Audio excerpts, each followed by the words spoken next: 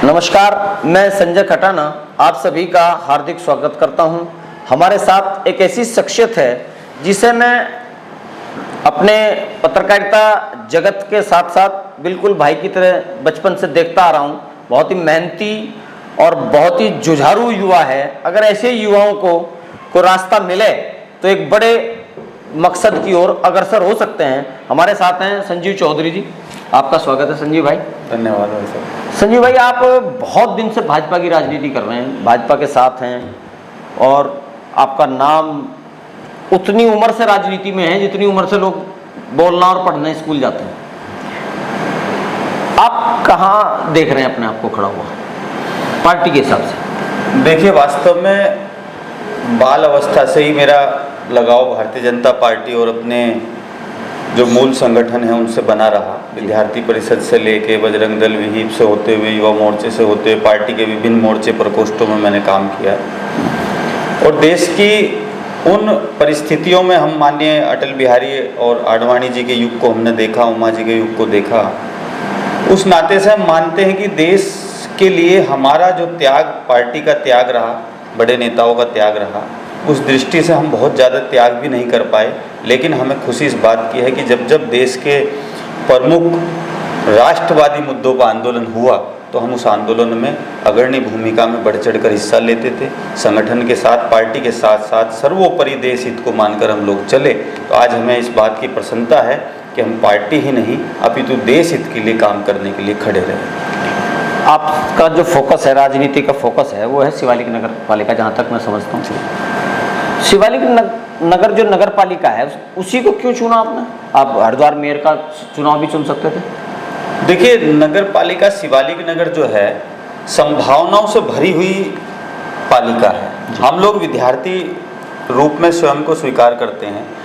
चूँकि देश की तमाम विचारधाराएं, देश की तमाम जातियां, देश के तमाम प्रांतों के लोग, अगर शिवालिक नगर पालिका को मिनी भारत कहा जाए तो इसमें भी कोई अतिशयोक्ति नहीं है। वहाँ कुछ करने का हर धर्म, हर जात, हर कई प्रदेशों का आदमी रहता है। हर धर्म जाति, सिक्किम से लेके केरल से लेके कर्नाटक से लेके और यूपी, बिहार, हरियाणा तक जितना भी मानो आप, साउथ, ईस्ट, वेस्ट, सभी के लोग वहाँ रहते हैं। और मजदूर से लेके और फैक्ट्री मालिक तक। ये वहाँ की, मैं अभी यही कहने वाला था, वहाँ की एक बड़ी सुंदर ये चित्र बनता है कि वहाँ उद्योगपति जहाँ बड़े बड़े मालिक रहते हैं वहाँ उनके मजदूर भी वहीं रहते हैं। बीएचएल जैसे रतन के जो कर्मचारी वहाँ रहते हैं तो वहाँ छोटा सा एक व्यापारी भी ठेली लगाने वाला रहता है। यानी हर क्षेत्र से जुड़े हुए लोगों का वो है। तो उसमें हम लोगों के लिए संभावनाएं हैं। कुछ कर गुजर के करने की अगर हमें क्षमता है तो हम अपने को सिद्ध कर सकते हैं कि हम पब्लिक के लिए क्या कुछ कर सकते हैं। वहाँ ज़रूरत है, आवश्यकता है, और जहाँ कम वहाँ हम इसी सोच के साथ हम आगे बढ़ रहे हैं। अच्छा, एक छोटी सी उम्र में आपने बागी होकर के भाजपा से चुनाव लड़ा शिवालिक नगर पालिका का और उम्मीद थी बाहर के लोगों को जो शिवालिक नगर को नहीं जान पा रहे थे। मैं सच कहूँ, मुझे भी उम्मीद थी कि शायद आप 200-300 वोट पर सिमट जाएंगे, लेकिन आप बागी होते हुए इतना बड़ा वोट बैंक आपने संजोया और इतनी मजबूती से चुनाव लड़ा। तो क्या आपकी पार्टी आपको भांप नहीं पाई? देखिए, वास्तव में टिकट कटने के पीछे क्या कारण मानते हैं? पार्टी भांप नहीं पाई या कुछ षड्यंत्र हुआ, क्या रहा? देखिए, टिकट के स्थिति ये बनी कि उस समय जो तत्कालीन कैबिनेट मंत्री थे जी, उन्होंने मुझे आश्वस्त किया कि आपको चुनाव लड़ाएंगे, आपको भाजपा का प्रत्याशी बनाएंगे। और मैंने उसी नाते से उस क्षेत्र की सेवा की, वहाँ काम किया, वहाँ लोगों से मिला जुला। और अंत में उनको क्या डर सताया या क्या जातिगत समीकरणों पे वो गए या कुछ अन्य लोभ लालच में वो चले गए, लेकिन उन्होंने मेरे साथ अन्याय तो किया, पाप किया उन्होंने मेरे साथ। क्योंकि पार्टी स्तर पर एक कमिटमेंट करने के बाद इतने बड़े व्यक्ति का कमिटमेंट तोड़ना, तो वो मेरे साथ एक बहुत बड़ा धोखा कहूँ उसे या कोई और नाम दूँ, वो हुआ। और वो इतने रूप में मैं कहना चाहता हूँ कि गंगा की धरती है, गंगा माँ का मायका है उत्तराखंड, तो गंगा की रेती ना लेती ना देती। तो मेरे साथ जिन्होंने गलत किया तो शायद आज वो भी अपनी राजनीति के सबसे ज़्यादा बैकफुट पर खड़े हैं। तो इसलिए मुझे लगता है कि उनको कोई डर सताया या कोई कंपटीटर के रूप में मैं नज़र आ रहा था, या कोई जातिगत उनकी मजबूरी बनी हुई थी, या उनका नेचर ही ऐसा है, क्योंकि अनेक विधायकों ने भी उन पे इस तरह के आरोप लगाए हैं कि उन्होंने उनको हराया है, उनके लिए विरोध में काम किया। तो वो मेरे साथ भी वही घटना हुई, और उसके बाद भी मैं आज आपके चैनल के माध्यम से, आपके माध्यम से नगर पालिका शिवालिक नगर की जनता को बधाई और धन्यवाद देता हूं कि उस समय उन्होंने मुझे निजी रूप से भी प्रेम अपार दिया। हजारों लोगों ने बढ़ चढ़कर मतदान किया मुझे, और निर्दलीय होते हुए भी मुझे प्यार आशीर्वाद दिया। वो मेरी भूल जरूर रही कि मैं पार्टी के खिलाफ उस समय गया, पार्टी के साथ ही मुझे रहना चाहिए था। लेकिन अभी आपने जैसे कहा कि कच्ची उम्र में थोड़ा तजुर्बा कम होता है, तो उस नाते से मैं कहीं ना कहीं वो गलती कर गया, और भाजपा जैसी राष्ट्रवादी और जिसका दामन पकड़ के मैंने राजनीति शुरू की, वो सब सीखा, उसको मैं चैलेंज किया, तो वो मेरी भूल रही। लेकिन उसके बाद भी वहाँ की जनता ने मुझे प्रेम दिया, इसलिए मैं उनको बहुत बहुत धन्यवाद हमेशा देता हूँ। और नित्य प्रतिदिन आज भी उसी गति से मैं काम करता हूँ उस क्षेत्र के लोगों के लिए, जैसे कि मैं वहाँ मैं खुद मेरे दिमाग में एक सवाल रहता है कि मैंने आपको बचपन से देखा है, आप जैसे बहुत सारे साथियों को देखा है जो एज ए कार्यकर्ता अपना तन मन धन सब पार्टी को सौंप देते हैं, सारा दिन पार्टी के लिए काम करते हैं, खुद का घर नहीं बना पाते, खुद का जो आर्थिक वजूद होता है उसे खड़ा नहीं कर पाते। लेकिन राजनीति में जब वो कुछ पाने की नजदीक पहुंचते हैं तब उनका मुकाबला महाबलियों से हो जाता है, धन बलियों से हो जाता है। तो आप इन धन बलियों का, महाबलियों का मुकाबला कैसे करेंगे अगर चुनाव में आपको टिकट होता भी है तो? देखिए, मैं सीधे सीधे कहूँगा कि मैं इस धनबल का मुकाबला या इस सोच का मुकाबला वहाँ की जनता के हिसाब से करूँगा। जो व्यक्ति,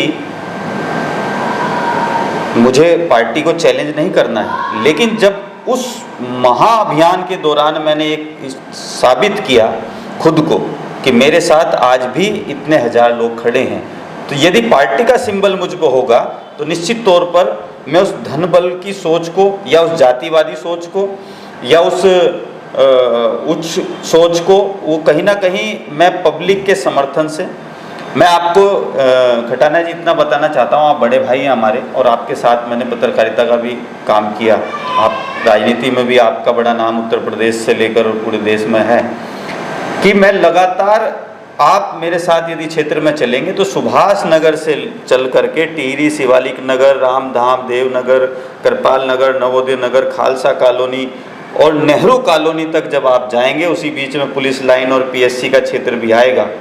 मैं एक एक गली में आपको बता सकता हूं कि वहाँ एक एक व्यक्ति जो संजीव चौधरी के नाम से उसको जानता है, उसका मित्र है, उसकी सहायता के लिए खड़ा है।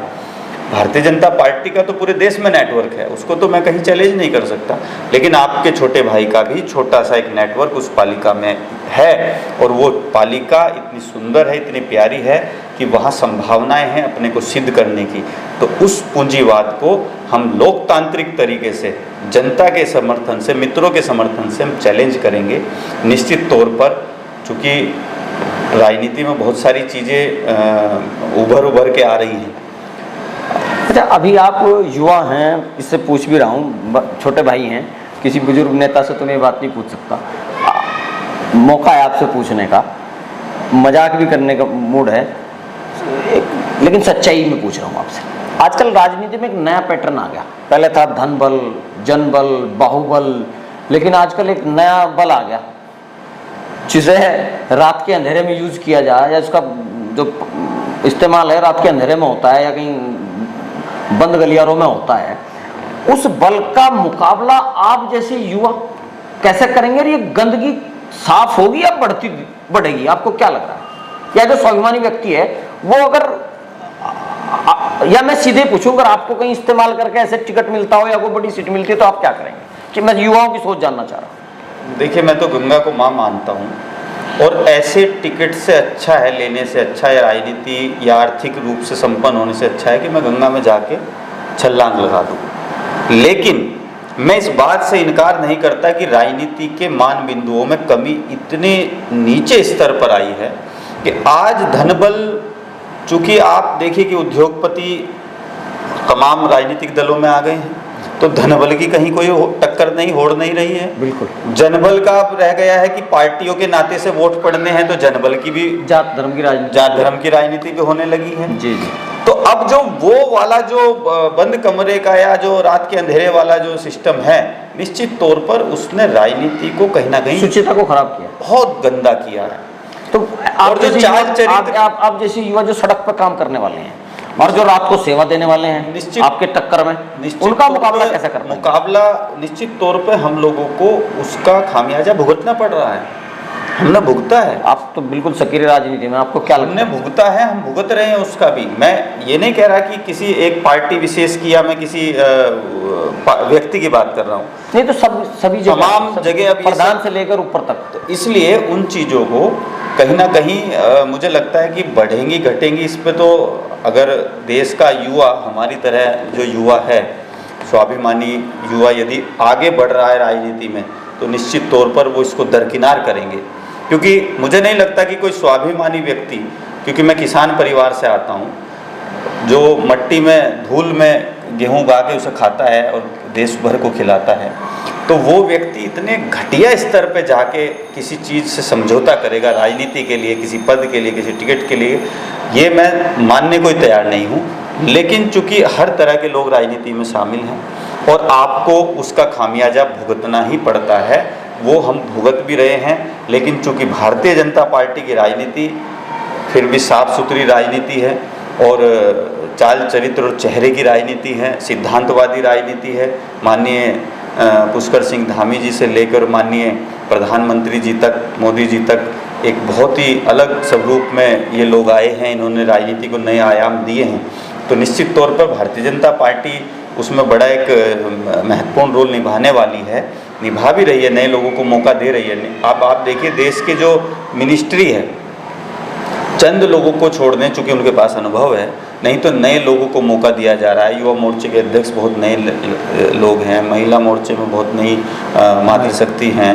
तो निश्चित तौर पर अब धीरे धीरे धीरे धीरे इस तरफ भी कहीं ना कहीं इसका बहिष्कार, और मैं आपके माध्यम से जनता से भी अपील करूंगा कि ऐसे नेताओं का और ऐसे दलों का भी बहिष्कार करें जो रात के अंधेरे वाली व्यवस्था से चल करके देश में या प्रदेश में या कार्यकर्ताओं का सम्मान खा जा रही है, कार्यकर्ताओं की मेहनत खा जा रही है। एक रात की सेवा और एक 10 साल की सेवा, एक 10 साल की सेवा।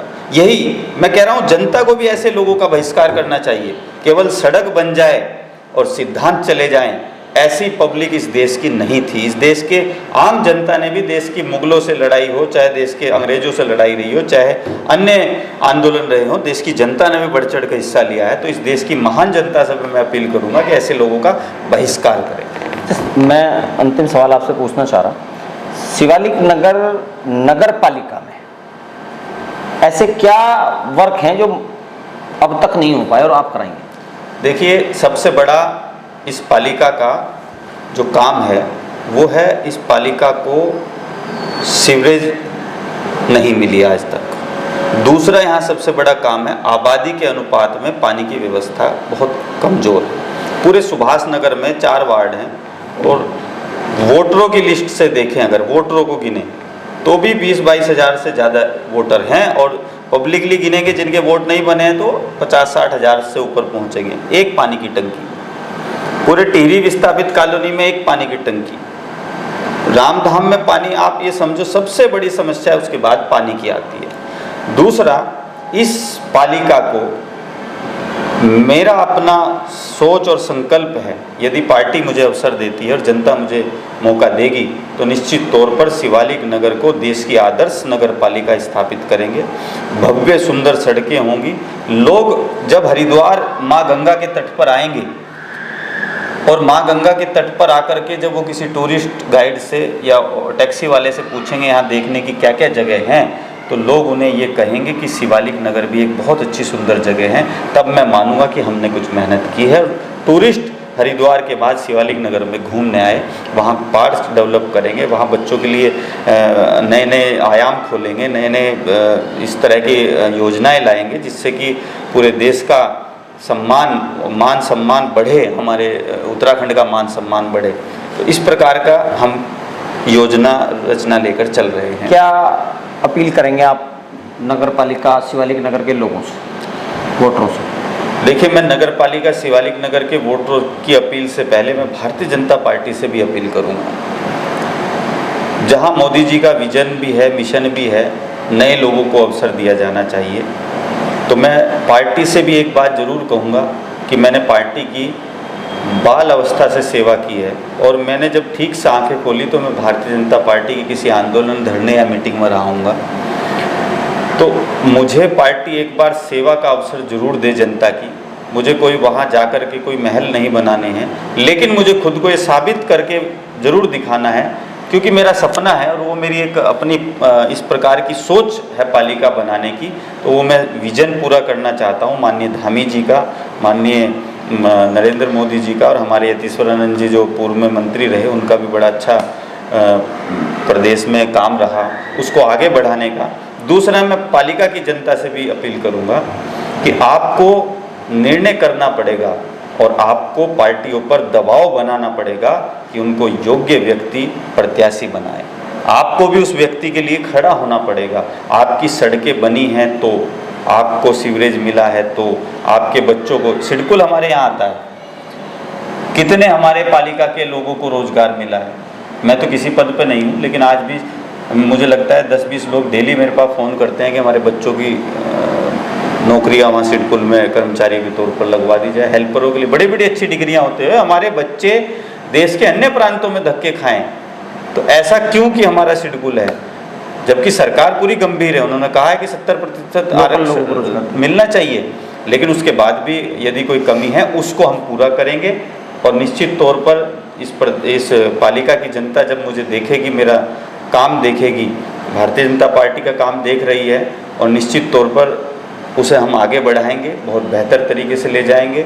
और आप सबका, मीडिया के बंधुओं का और खटाना जी का तो मैं विशेष धन्यवाद इसलिए भी करता रहता हूं कि आप समय समय पर मुझे जिस तरह गाइड करते रहते हैं, तो मैंने उससे भी काफ़ी कुछ जीवन में सीखा है। चलिए, आप थे संजीव चौधरी, आपने सुना, और मजाक भी और गंभीर भी सभी विषयों पर चर्चा हुई। खटाना बुलेटिन परिवार आपके उज्जवल भविष्य की कामना करता है, और देश के प्रधानमंत्री का भी और देश के तमाम लोगों का विजन है कि युवाओं को आगे लाया जाए और युवाओं को आगे बढ़ाया जाए। क्योंकि युवा का उल्टा होता है वायु, वायु चलती है तो रास्ता बनता चला जाता है, और देश का मूड भी अब युवाओं को मौका देने की तरफ है। धन्यवाद।